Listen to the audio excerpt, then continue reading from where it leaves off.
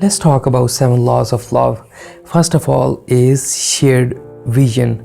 And if you ask people to talk about their career goals, education plans, or about children, then they would respond immediately. If you ask them about their plans in terms of relationship, where do they take their relationship in the next 5 years or 10 years, and what is their ideal partner, then even they are in the relationship, then they would hesitate to answer it. We live in a society that is not accustomed to envision, to visualize their relationship and imagine and plan their relationship. And the first law of love is that you have to envision and share your vision, a relationship vision with the partner. And in order to do so, you have to visualize and imagine and envision what type of a person, whether it's a male or female, that you are looking for. And where do you want to be in terms of relationship in the next 5 years or 10 years? When you envision it, then it would make you feel good. Once you start feeling good, then you would start looking for the same type of person that you have envisioned it. And when your partner shares the same dreams and vision with you, then it would help you to develop and establish a relationship in the long term. And second law of love is commitment. Love is not a momentary thing. Love is a gradual process. Love requires an unconditional support and unconditional commitment. People often complain about their partner, that they are not receiving sufficient love from their partner, and their partner is not changing in the relationship. And you have to understand one thing: the only thing that you are in control of in your life and in your relationship is yourself. And when you are in control of yourself, instead of making your partner to change, why don't you show some commitment and change yourself for the relationship? You have to have this level of commitment for the relationship. And third law of love is fulfilling the needs of your partner. And you have to understand one thing, that love is not about you. Love is about the other person. You have to satisfy, you have to meet the needs and requirements of your partner. And same goes for your partner. And your partner also has to meet the needs of your partner. But your focus is about the other person, is about satisfying the needs of your partner. In order to satisfy the needs of your partner, you have to know your partner. You have to know the driving forces of your partner. You have to know what it is your responsibility to make your partner feel safe, comfortable, to feel unique, to connected, feeling blessed. It is your job to do so. And you have to think about your partner way beyond your own personal needs and requirements. And fourth law of love is trusting the intentions of your partner. And love and relationship is a process.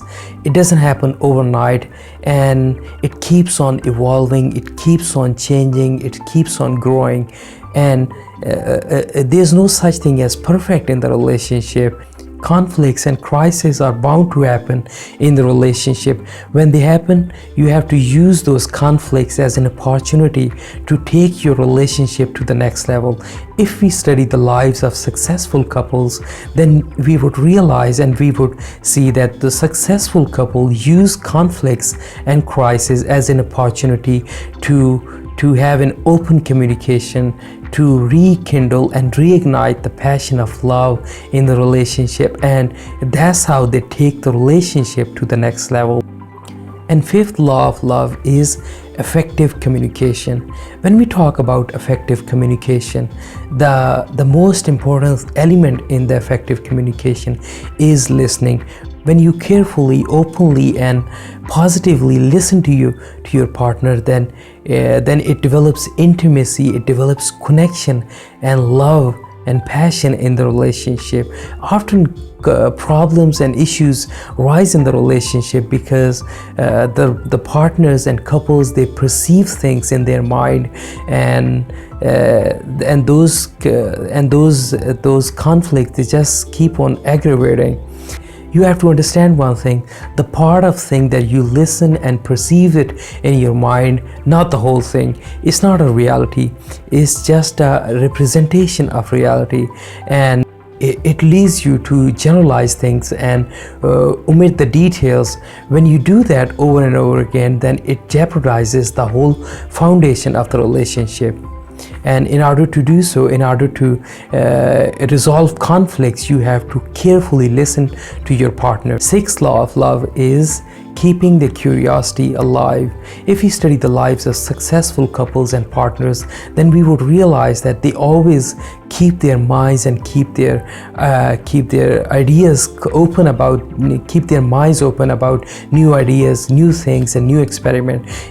If you want the fire of life ignited in your relationship, then you have to keep on experimenting new things, putting on new ideas, visiting new places, changing the design of your house. These are the new things, these are the small things that keeps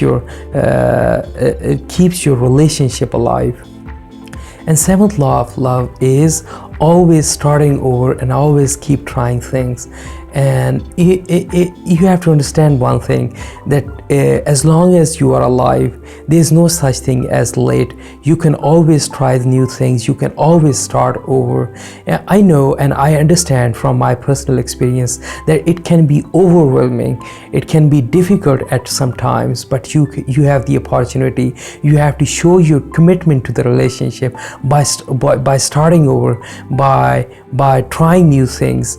And that love, intimacy, and passion is like a heartbeat. It just always needs exercising and practicing, and you have to do the same thing. And these are the 7 laws of love. If you have any question, just leave it in the comment box below. I'll answer it to you. I'll get back to you as soon as I can. Have a good day, good evening, good afternoon, midnight, good morning, wherever you are, whatever time it is in your part of the world.